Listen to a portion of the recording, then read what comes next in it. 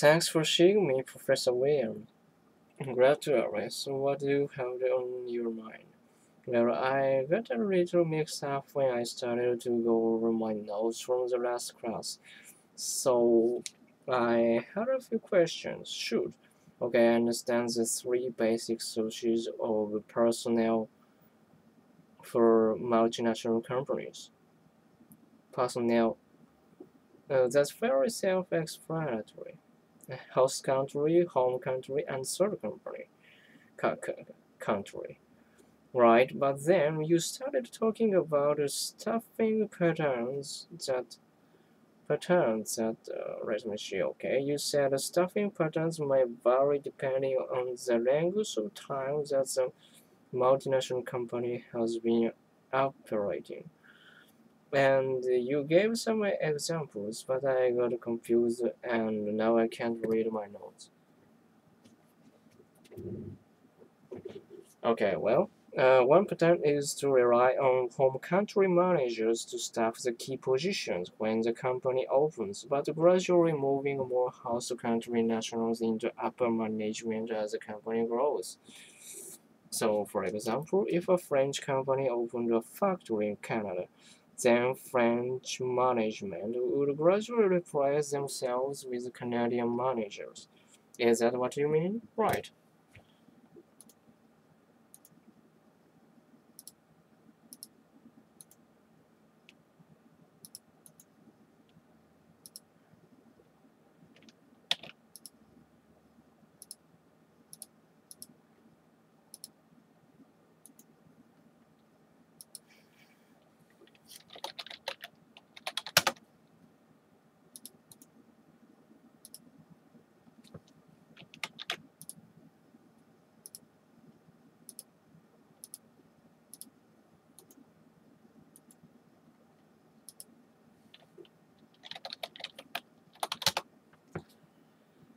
But then you started talking about it. Hmm, hmm, hmm.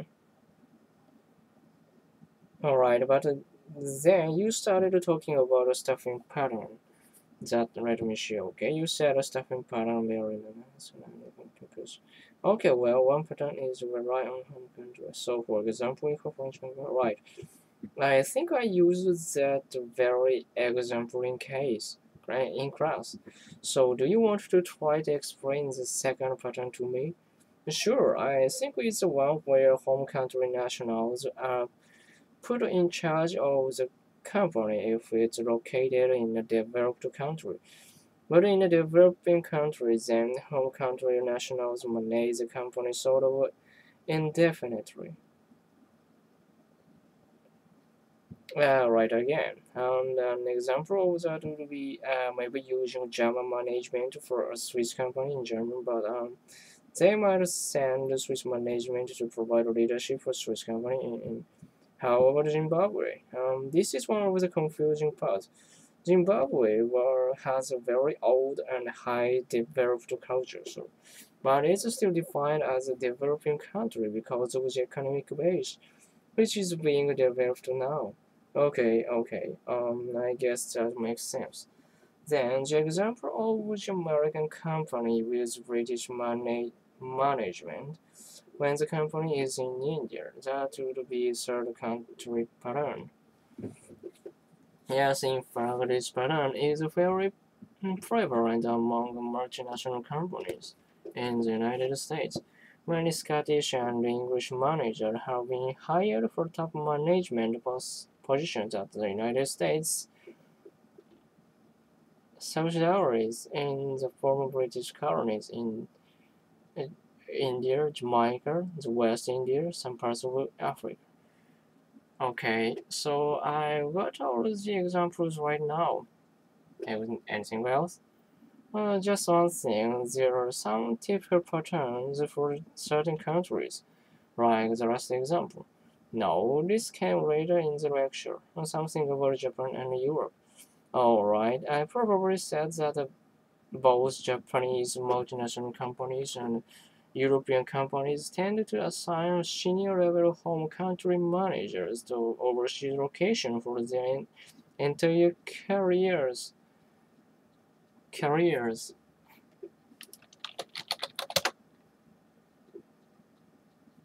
careers.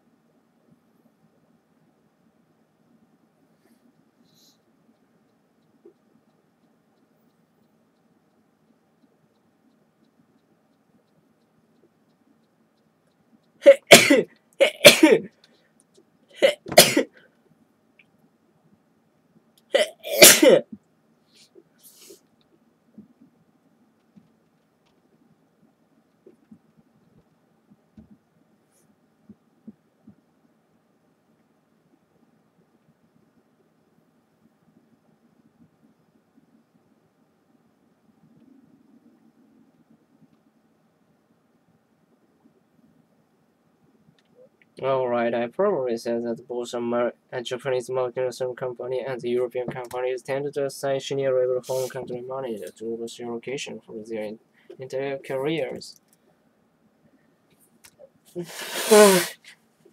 Whereas a multinational company in the United States view overseas assignments as temporary, so they may actually find themselves reporting to a senior level manager from the host country who has more experience. So, for example, Japanese company in the United States would most probably have senior level Japanese managers, with mid-level managers maybe from the United States. But in Japan, the senior level Japanese managers at an American company would probably have mid-level American managers reporting to them. Well, generalities are always a little tricky. But for the most part, that would be a typical scenario because living as a permanent expertise is a career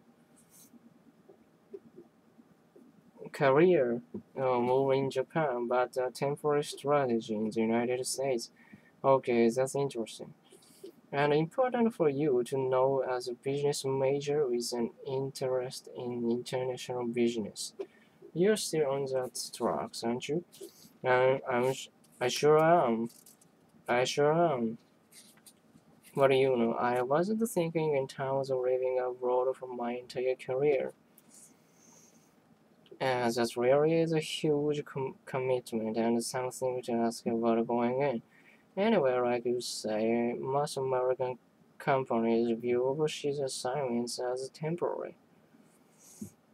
That's what I have in mind for myself, I mean.